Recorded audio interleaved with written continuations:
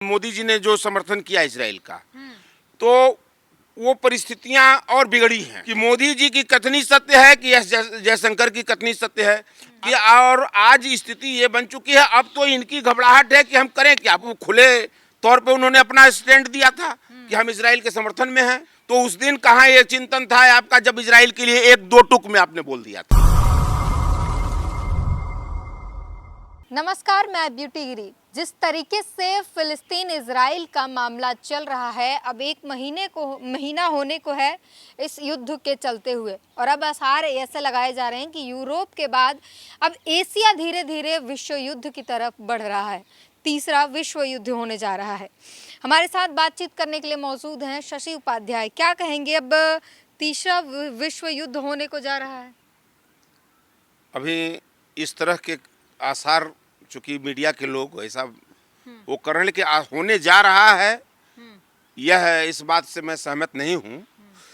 अभी चूंकि बहुत से देश या कोई भी देश से नहीं चाहेगा कि विश्व उस तरफ बढ़े कि ताकि विश्व युद्ध की स्थिति बने, और विश्व युद्ध होने से चूंकि सबका नुकसान होगा। अभी आपने जैसा देखा कि रूस यूक्रेन का जो युद्ध हुआ है या वहाँ की जो परिस्थिति बनी है, उन परिस्थितियों ने दोनों देशों का नुकसान किया। ऐसा नहीं कि रूस का भी नुकसान हुआ है और यूक्रेन का भी नुकसान हुआ है। तो ऐसी स्थिति में हम लोग तो चाहेंगे, चूंकि हम तो भारत के रहने वाले हैं, हम लोग वसुधैव कुटुंबकम की बात करते हैं कि ये स्थिति न बने। और फिलिस्तीन और इजराइल का जो मसला आज इतना मतलब युद्ध में तब्दील हो चुका है, ऐसे में हम जैसा व्यक्ति यही चाहेगा कि सारे अन्य देश मिलकर इस मसले को हल करें और हल करके उसका समाधान निकालें, और विश्व युद्ध के आसार या विश्व युद्ध की तरफ ये विश्व न जाए, ये मैं कामना करूंगा। नेतन्याहू ने कह दिया है कि हम युद्ध नहीं रोकेंगे, और अब रूस जो है फिलिस्तीन के समर्थन में उतर रहा है, वो युद्ध करने को तैयार है। देखिए, उन्होंने कह दिया है कि हम युद्ध नहीं रोकेंगे। ये उनकी परिस्थिति हो सकती है, हो सकता है उनकी अपनी परिस्थिति हो गई हो कि हम युद्ध अब रोकने की स्थिति में न हो, और रूस ने अपना क्लियर एजेंडा दे दिया है कि हम फिलिस्तीन के समर्थन में हैं। तो अगर ऐसी स्थिति बन रही है सामने, तो कहीं न कहीं सारे देश के लोगों को, सारे देश लोग के विशिष्ट लोगों को ये चिंतन करने की जरूरत है, और उसमें खास तौर से भारत को, कि अब हमारा स्टैंड क्या होगा। जैसा कि अभी हमारे प्रधानमंत्री ने कहा कि हम फिलिस्तीन की मदद करेंगे या फिलिस्तीन की तरफ उन्होंने सपोर्ट किया, तो इससे हम सहमत नहीं हैं। चूँकि अगर फिलिस्तीन की तरफ आपने अपना रुख अपनाया तो उससे और नुकसान हो सकते हैं। फिलिस्तीन के समर्थन से भारत को क्या नुकसान होगा? एकदम नुकसान होगा, चूँकि फिलिस्तीन के समर्थन से फिलिस्तीन हम यहाँ अपनी बात को वापस ले रहे हैं। जैसे कि इजराइल कहना चाह रहे हैं हम, इजराइल के समर्थन में अगर हम मोदी जी ने जो समर्थन किया इसराइल का, तो वो परिस्थितियां और बिगड़ी हैं वहाँ की, और रूस ने अपना स्टैंड क्लियर कर दिया है। तो अब ऐसी स्थिति में भारत को भी अपने स्टैंड को क्लियर करना चाहिए कि हम अगर ऐसी स्थिति बनती है तो हम किसके साथ खड़े होंगे, ताकि हमको विश्व के पटल पे, अब अगर हम यहाँ इजराइल के साथ खड़े होते हैं तो ऐसी परिस्थिति में हम रूस का विरोध करेंगे। तो पहले ये तय हो जाए कि क्या हम रूस के विरोध करने की स्थिति में हैं या नहीं हैं। अगर हम रूस की विरोध करने की स्थिति में हों तब तो हम इजराइल का समर्थन करें, नहीं तो इस पर अन्य राष्ट्राध्यक्षों के साथ बैठकर वार्ता करके उसका एक समाधान निकालें, ताकि ये विश्व, चूंकि गैंगवार से क्या हुआ कि अभी 2 गैंगवार हो चुके हैं, 2 विश्व युद्ध हो चुके हैं, और जिसका परिणाम आया है कि बहुत नुकसान हुआ है।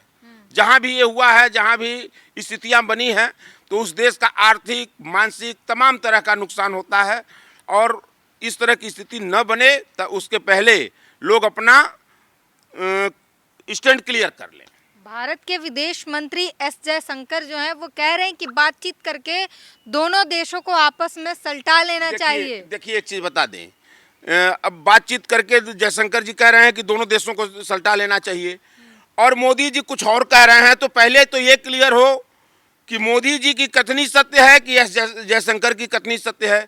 अगर यही स्थिति थी कि दोनों देशों को सल्टा लेना चाहिए तो उस दिन यह विवेक कहाँ था? उस दिन यह विवेक कहाँ था? आप यहीं पर भारत की मीडिया ने यह दिखलाया कि मोदी जी ने यूक्रेन के युद्ध को रुकवा दिया। इतने ताकतवर हमारे प्रधानमंत्री जी थे कि यूक्रेन और रूस के युद्ध को रुकवा दिए। तो आज वह ताकत आपकी कहाँ गई है? आज आपस में बातचीत करने की बात आप क्यों कर रहे हैं? आप भी अपने स्टैंड को क्लियर करिए ना। आपको भी अपना स्टैंड क्लियर करना चाहिए कि और आज स्थिति ये बन चुकी है, अब तो इनकी घबराहट है कि हम करें क्या। बोल चुके हैं इजराइल का समर्थन करने के लिए, रूस ने समर्थन कर दिया है फिलिस्तीन का। अब ये फंसे हुए हैं कि वो दोनों का समर्थन कर रहे हैं। कौन? भारत जो है दोनों का समर्थन नहीं, दोनों का कैसे? पहले तो उन्होंने इजराइल के लिए एकदम खुले तौर पे उन्होंने अपना स्टैंड दिया था कि हम इजराइल के समर्थन में हैं।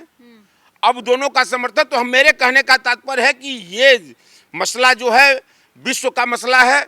इस पर यूरोप हो, एशिया हो, सारे देश के राष्ट्राध्यक्षों को बैठकर गहन चिंतन करने की, चूंकि इसकी आंच किसी को छोड़ेगी नहीं, इसकी आंच सबको लगनी है, चाहे वो भारत हो, रूस हो, अमेरिका हो, सबको इसकी आंच, चाइना हो, सबको इसकी आंच लगेगी। अगर तृतीय विश्व युद्ध हुआ तो इस आंच से कोई बच नहीं पाएगा। तो ऐसी स्थिति में सारी चीजों को मिलाकर मेरे कहने का अभिप्राय यह है कि भारत को अपना स्टैंड क्लियर करके और शांति वार्ता की बात करनी चाहिए। आपके कहने का मतलब कि भारत को सीधा सीधा फिलिस्तीन के समर्थन में उतर जाना चाहिए और इजराइल का खिलाफत करना चाहिए। नहीं, इजराइल का खिलाफत नहीं करना चाहिए।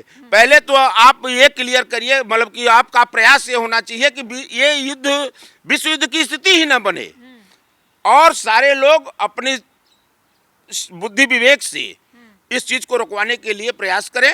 और जो मसले उनके हैं, क्योंकि वो दो देशों के बीच के मसले हैं, तो उनके मसले हल कैसे हों, वो अंतर्राष्ट्रीय पटल पर इसको रखा जाए और उस पर चिंतन किया। 20 देशों ने वोट किया तो है कि हाँ युद्ध रुक जाना चाहिए, नहीं होना चाहिए।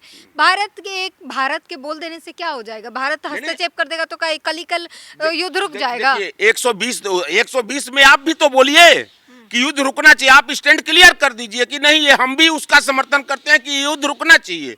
आप किसी को हवा मत दीजिए, और आपने पहले हवा दे दिया है। आपने ये कहकर साबित कर दिया है कि आप इजराइल के समर्थन में थे। तो अब हो रहा है भारत के हवा से ही हो रहा है। नहीं, आपने यहाँ से किया ना, आपने यहाँ से किया ना। आपने अगर हवन करने गई हैं तो चाहे आपने 1 साकला उसमें डाला और चाहे 5 साकला डाला, आपने शुरुआत तो कर दिया है।